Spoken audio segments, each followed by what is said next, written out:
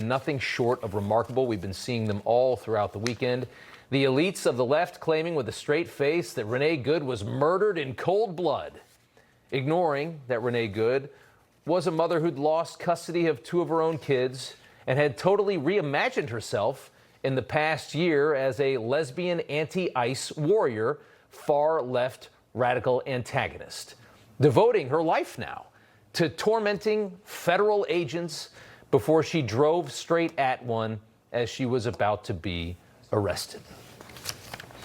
Nicole Good, as you hear her say, she's not mad. She's sitting in her car, peacefully waving cars to get by. Of course, this is for the mother who was murdered. The ICE agent was not run over. You had a person that was definitively trying to just get out of there. What happened in Minnesota was a straight-up murder. This lady was probably trying to go home, and she didn't make it home, and that's really sad. It's shameful, really, that in our country we can have law enforcement officers who commit murder. It looks like she was trying to get away, and he shot her 3 times in the head.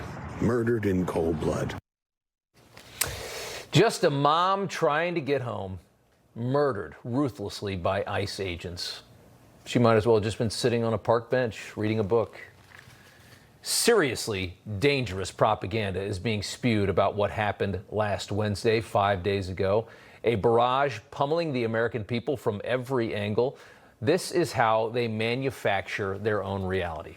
We saw it in Minneapolis when George Floyd died. They just memory hold that first autopsy, which showed a significant amount of lethal drugs in his body. That clearly was the reason George Floyd died, from simply being restrained on the ground. If you take a sober person who's violently resisting arrest and lay them on the pavement, their heart doesn't stop. Same here with Renee Good, just trying to get home. A woman just trying to get home doesn't get shot by an ICE officer. That just doesn't happen.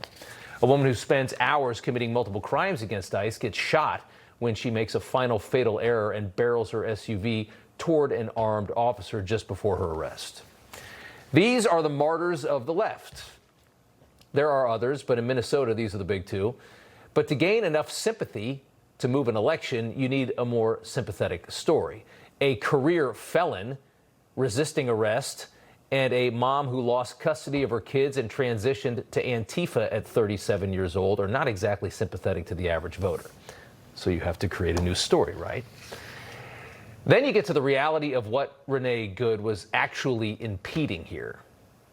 The real true story of what these ICE officers are actually doing in these communities, even though celebrities tell us they're just ripping innocent people from their families and sending them away.